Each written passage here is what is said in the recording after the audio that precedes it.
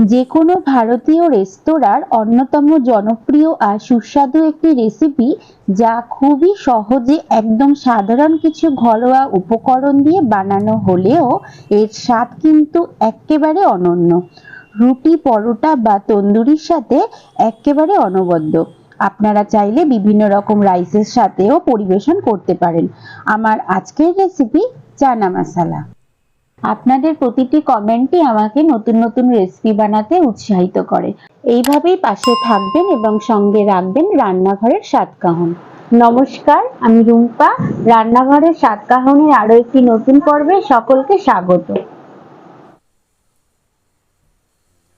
Dhaba style chana masala বানানোর জন্য আমি এখানে 350 গ্রাম মতো কাবলি ছোলা নিয়ে নিয়েছি এবং সারা রাত কাবলি ছোলাগুলোকে জলে ভিজিয়ে রেখেছিলাম এবং পরের দিন 2 থেকে 3 বার মতো খুব ভালোভাবে জল দিয়ে ধুয়ে নিয়েছি।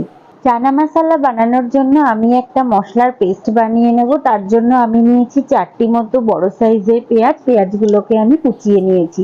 আর নিয়েছি 3টি বড় সাইজের টমেটো। টমেটোগুলোকেও কেটে নিয়েছি। আর 4টি মতো কাঁচা লঙ্কা। আর 2টো রসুনকে ছাড়িয়ে রসুনের সমস্ত কোয়াগুলো নিয়ে নিয়েছি। আর নিয়েছি 2 ইঞ্চি মতো আদা। আদাগুলোকেও আমি ছোট ছোট করে টুকরো করে কেটে নিয়েছি। আমি এখানে 2 রকম মশলার পেস্ট বানিয়ে নেব। প্রথমত শুধু পেঁয়াজের একটা পেস্ট বানাবো, আর দ্বিতীয়ত টমেটো, কাঁচা লঙ্কা, আদা, রসুন দিয়েও একটা আলাদা পেস্ট বানিয়ে নেব। আমি এখানে এবার একটা প্রেসার কুকার নিয়ে নিয়েছি। প্রেসার কুকারের মধ্যে সমস্ত ভেজানো কাবলি ছোলাগুলোকে দিয়ে দেব। আর দিয়ে দেব একটা তেজপাতা, একটা বড় সাইজের দারচিনি, একটা বড় সাইজের এলাচ। এলাচটাকে আমি একটু ফাটিয়ে নিয়েছি। আর দেব 4টি মতো লবঙ্গ। আর দিয়ে দেব কাবলি ছোলার পরিমাপ অনুযায়ী পরিমাণ মতো জল, আর সামান্য 1 চিমটে মতো খাবার সোডা। আর দিয়ে দেব 1 চামচ মতো সাধারণ নুন এবং হাফ চামচ মতো হলুদ গুঁড়ো দিয়ে প্রেসার কুকারের ঢাকনা বন্ধ করে আমি এখানে 5-6টি মতো সিটি দিয়ে নেব। আমার সিটি দেওয়া হয়ে গেছে। এবার আমি প্রেসার কুকারের ঢাকনা খুলে আপনাদেরকে দেখিয়ে দিচ্ছি। দেখুন কত সুন্দর কাবলি ছোলাগুলো সিদ্ধ হয়েছে। হাত দিয়ে চাপলেই দেখুন কত সুন্দর কাবলি ছোলাগুলো গলে যাচ্ছে। এখন আমি কাবলি ছোলার মধ্যে যে গোটা গরম মশলা দিয়েছিলাম সেই গোটা গরম মশলাগুলো বার করে ফেলে দেব, যাতে খাওয়ার সময় এই গোটা গোটা গরম মশলাগুলো মুখে না পড়ে।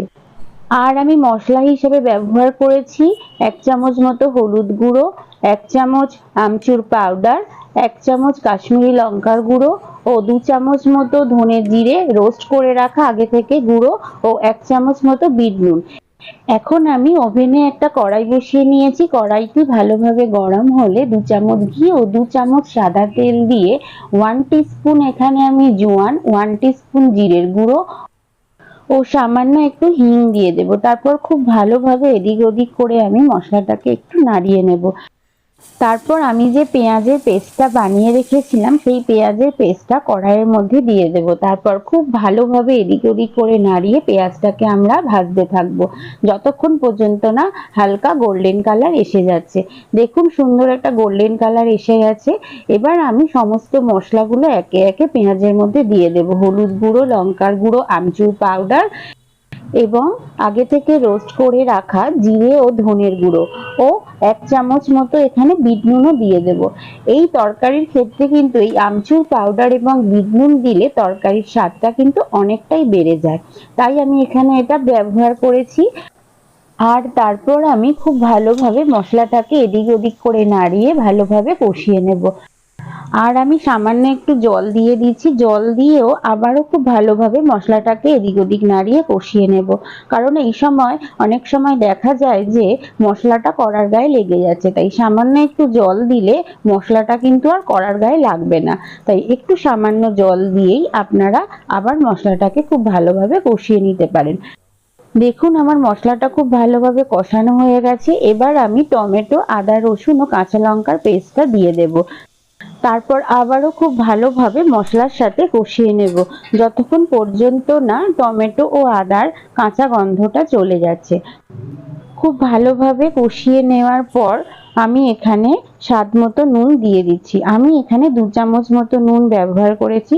তারপর আবারও খুব ভালোভাবে মশলার সাথে নুনটাকে মিশিয়ে নেব এবং খুব ভালোভাবে এদিক ওদিক করে নাড়িয়ে মশলাটাকে কিন্তু কষিয়ে নেব।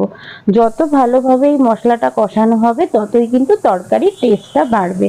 দেখুন এবার মশলা থেকে সুন্দর তেল ছেড়ে গেছে। এবার আমি আগে থেকে সিদ্ধ করে রাখা কাবলি ছোলাগুলোকে দিয়ে দেব। এখানে আমি কাবলি ছোলা সিদ্ধ করার সময় যে জল ব্যবহার করেছিলাম সেই জলটাও আমি তরকারির মধ্যে দিয়ে দেব। তারপর খুব ভালোভাবে আমি মশলার সাথে কাবলি ছোলাটাকে মিশিয়ে নেব। খুব ভালোভাবে মেশানো হয়ে গেলে আমি এখানে আগে থেকে উষ্ণ গরম জল করে রেখেছিলাম, সেই জলটা আমি এখানে সামান্য একটু দিয়ে দেব। জল দেওয়া হয়ে গেলে খুব ভালোভাবে আবারও আমরা চানাটাকে এদিক ওদিক করে নাড়িয়ে 8 থেকে 10 মিনিট মতো ফুটিয়ে নেব। চানা মশলার ক্ষেত্রে গ্রেভিটা একটু ঘন হয়, কিন্তু আপনারা এখানে আপনাদের প্রয়োজন অনুযায়ী জলটা কম বেশি ব্যবহার করে নেবেন। এবার আমি এখানে সামান্য একটু কেশরি মেথি নিয়ে নিয়েছি। তারপর খুব ভালোভাবে হাতের মধ্যে ঘষে আমি এটা চানা মশলার মধ্যে দিয়ে দিলাম। আবারও তরকারিটাকে খুব ভালোভাবে নাড়িয়ে 1 চামচ মতো গরম মশলা তরকারির মধ্যে মিশিয়ে দিলাম। এখন চানা মশলার যে থিকনেস সেটা একটু পাতলা মনে হচ্ছে, কিন্তু এটি ঠান্ডা হলে এটি কিন্তু ঘন হয়ে যাবে।